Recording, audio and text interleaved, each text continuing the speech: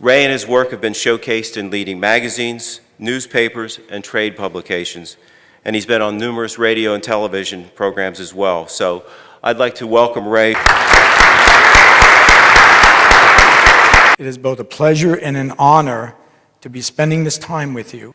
And the challenge is this: how do you go beyond your peak performance?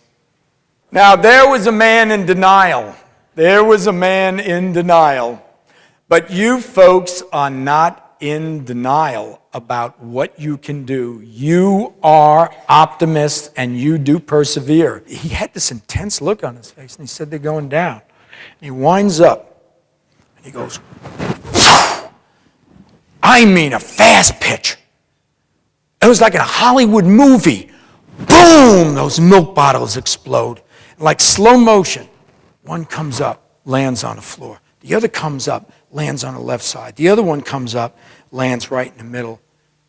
And they were driving along this road, and all of a sudden a Texas state trooper stops them. And the police officer said to the gentleman, he said, sir, I notice you're not wearing seatbelts. You know, it's Texas law. He says, oh my gosh, officer, you know, I always wear seatbelts. And his wife says, what are you talking about? You never wear seatbelts. He says, shut up, don't say anything. Shut, don't say anything.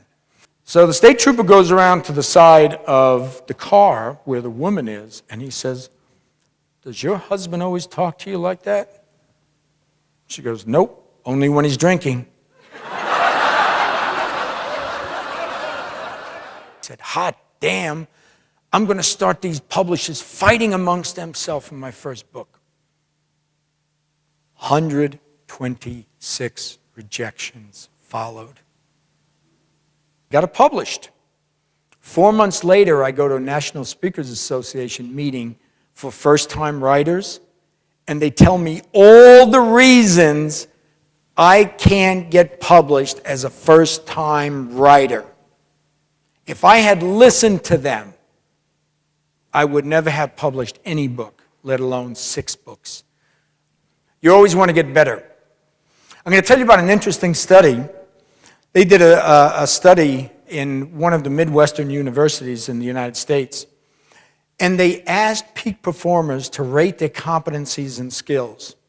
And guess what? To almost the very one, they underrated their actual abilities.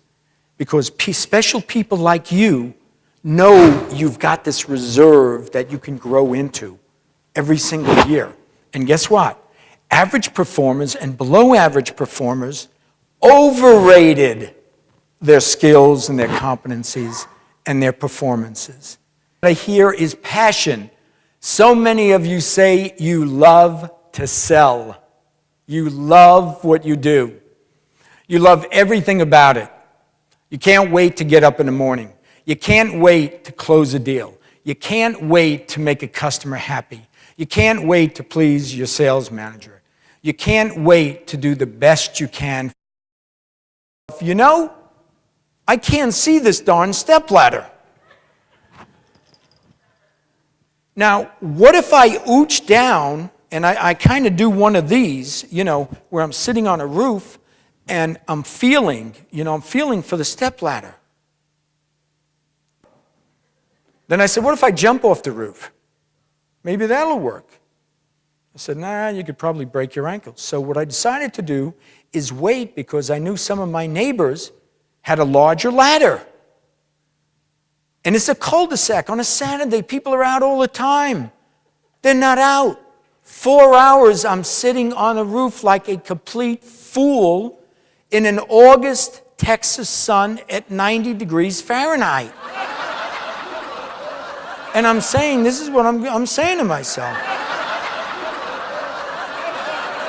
Mr. Creativity.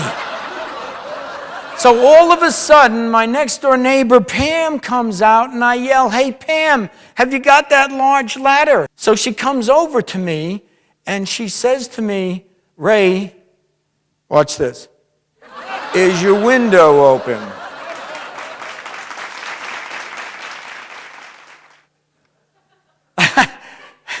I said, yeah, but I've got a screen on it but I had a set of car keys in me. All I could have done was pried the screen out. Didn't have to damage it. So what Pam did is she went through the front door and she took the screen out from the inside, and there's me going through the roof. Well, the point I want to make, folks, is it's a thing called mono-mindedness. I figured I got up to the roof with a ladder, I got to get down the roof with a ladder. And so what we do, all of us do this at times, even some of us who think we're creative, is we pick the low-hanging fruit.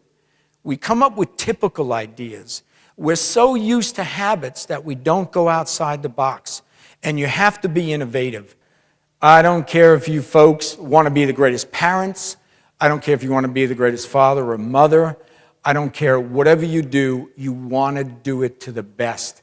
You have a total, absolute commitment to succeed. Peak performer. And guess what many of you said? Luck. I'm lucky. Sure, you're lucky. The harder you work, the luckier you become. Right? But now let's get into the optimists. You are optimists. Let me tell you some interesting things about optimism. MetLife did a study a couple of years ago of 1,000 life insurance agents. And you know how tough it is? You think selling energy is tough? Try selling life insurance. And over 2 years, they found that the ones that were rated optimistic sold 57% more than the lesser optimistic life insurance salespeople.